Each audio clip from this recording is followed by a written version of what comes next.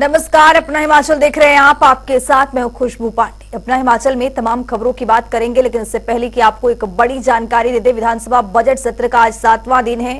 विधानसभा के बाहर विपक्ष का प्रदर्शन देखा गया है। कार्यवाही शुरू होने से पहले मोर्चा खुला है। विपक्ष की ओर से गारंटियों को लेकर जोरदार प्रदर्शन किया गया है। सदन के बाहर सरकार के खिलाफ यहां पर विरोध प्रदर्शन देखा गया है। सदन के भीतर भी तपिश देखी है। मेडिकल डिवाइस पार्क के सवाल पर यहां पर तनातनी देखी गई है। विपक्ष ने सदन से वॉकआउट भी कर लिया है। बड़ी जानकारी, बड़ा अपडेट। नेता प्रतिपक्ष जयराम ठाकुर का मुख्यमंत्री पर गंभीर आरोप उन्होंने लगाया है। झूठ बोलकर गुमराह करने की यहां पर पुरजोर कोशिश कर रही है, ये जयराम ठाकुर की ओर से कहा गया है। विपक्ष लगातार सत्ता पक्ष के आमने सामने है। कई सवाल जवाब हुए, लेकिन आज यहां पर विपक्ष की ओर से सदन में वॉकआउट कर दिया गया है।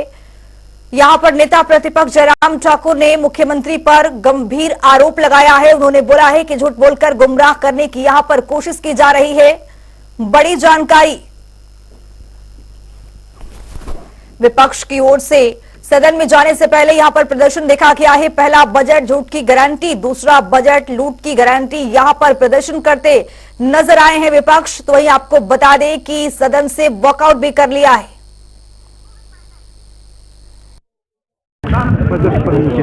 कुल मिलाकर के अब प्रश्न सुखू सरकार का नहीं है। पहला बजट जिसमें झूठ के सिवाय कुछ भी साबित नहीं हुआ। 1 साल का कार्यकाल बीतने के बावजूद पहले बजट की तमाम घोषणाएं अभी योजना का रूप ही नहीं ले पाई, जमीन पर अभी तक आ ही नहीं पाई। और उसके बाद दूसरा बजट अभी जो हाल ही में प्रस्तुत किया है, उसमें अधिकांश वही बातें जो पहले बजट में इन्होंने कही थी, उन्हीं बातों को रिपीट करने की कोशिश करके एक प्रयास किया है। फिर से वही झूठ की बातें की है। हम आज इस प्रदर्शन के माध्यम से यही कह रहे हैं कि आपने चुनाव में आने से पहले झूठ बोला, झूठी गारंटियां दी, और वो साबित हो गया कि 14 महीने बीतने के बावजूद भी उसमें आप एक भी गारंटी को पूरा करने की परिस्थिति में नहीं। अपोजिशन का ये अधिकार है कि वो प्रोटेस्ट करे, पर सच्चाई में सच्चा प्रोटेस्ट करे।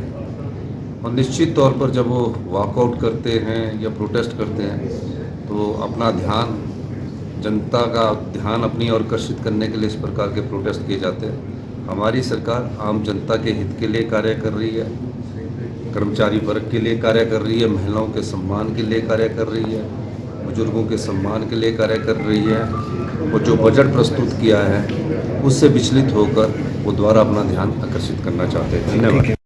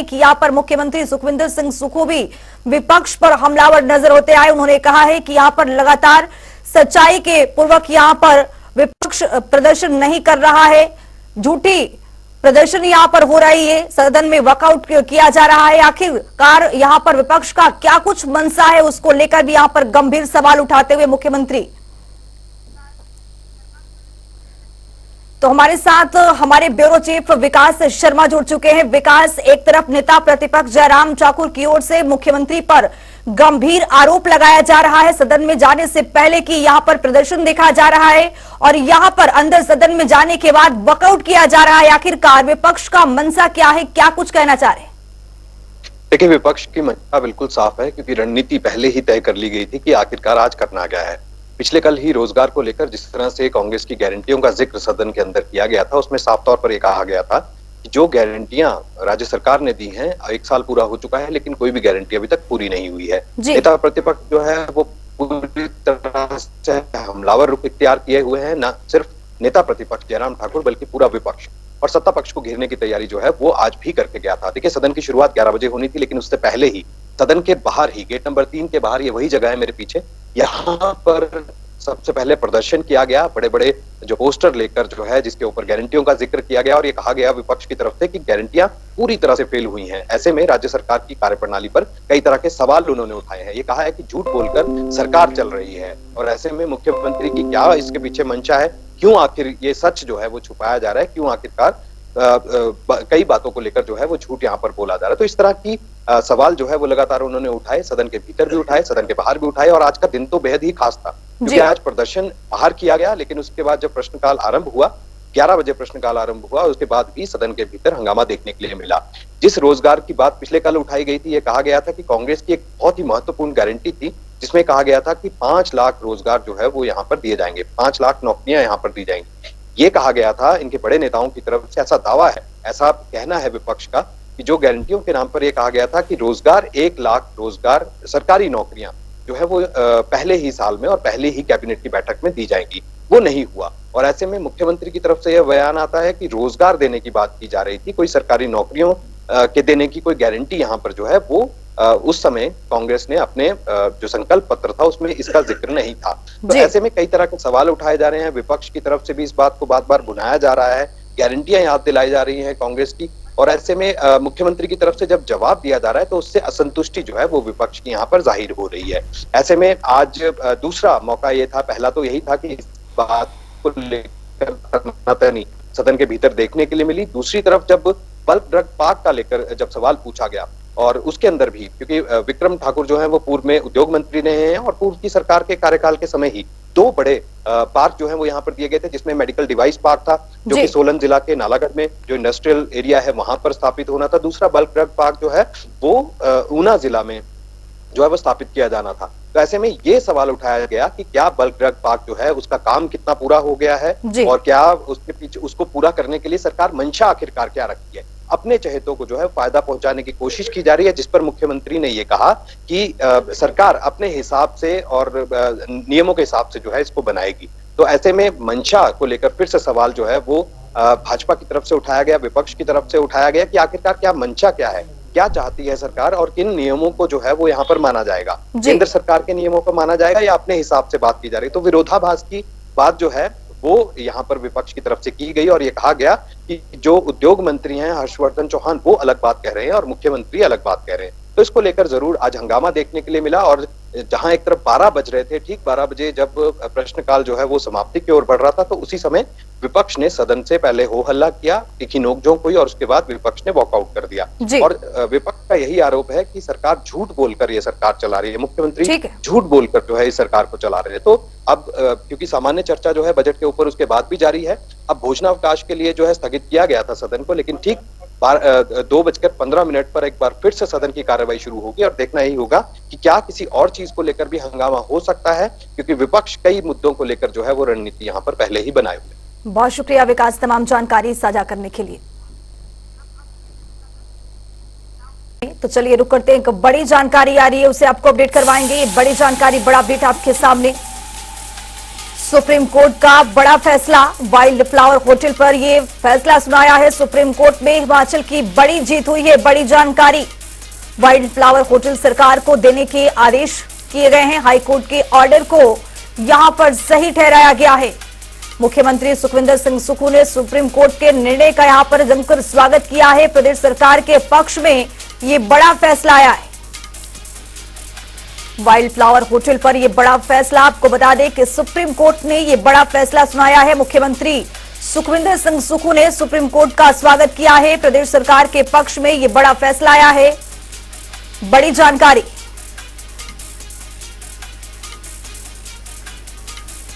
हाई कोर्ट के ऑर्डर को यहां पर सही ठहराया गया है सुप्रीम कोर्ट की ओर से। सीएम सुक्खू ने सुप्रीम कोर्ट के निर्णय का यहां पर स्वागत किया है। प्रदेश सरकार के पक्ष में यह बड़ा फैसला आया है।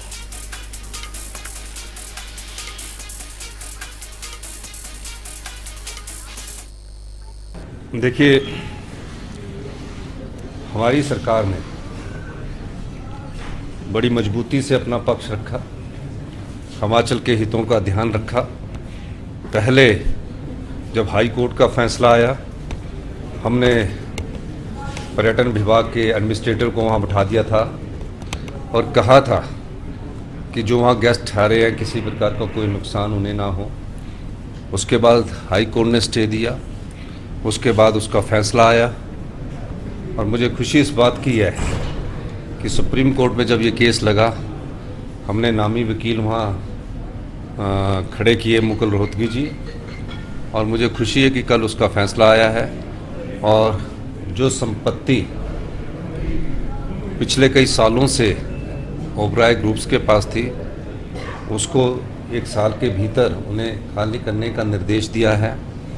उसके बाद हम उस संपत्ति में बैठकर सभी प्रकार के ऑप्शंस हमारे खुले हैं, जिससे सरकार को राजस्व मिले, सरकार को आय आए। उस दृष्टिकोण से हम आगे इस पर बात करेंगे।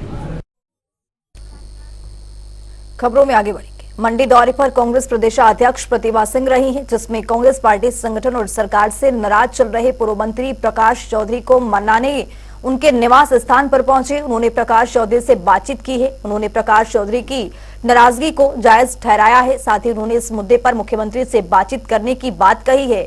उन्होंने बताया है कि विधानसभा क्षेत्र में सरकार के स्तर पर बहुत सी ऐसी खामियां रही है जिससे उन्हें आहत हुए। बात लाई गई थी, मैंने भी अखबार में पढ़ा और मैं भी मंडी का दौरा कर रही थी, तो इसी संदर्भ में आज इनसे मिलने आई हूँ, इनकी बात जानने आई हूँ और इनसे पूछने आई हूँ कि आगे का रास्ता क्या है, क्या इसमें इनके लोगों का सुझाव रहेगा।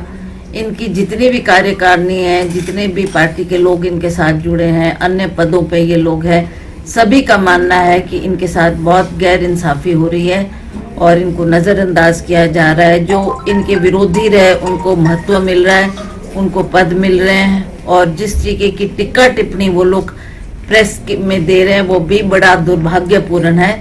हमने तो कभी ऐसा माहौल ना देखा ना सुना और आज इस बात को देखकर सभी हमारे कांग्रेस के लोग भारी शर्मिंदगी महसूस कर रहे हैं कि इस तरीके से हमारी सरकार के होते हुए हमारे नेताओं के साथ ऐसा व्यवहार किया जाए।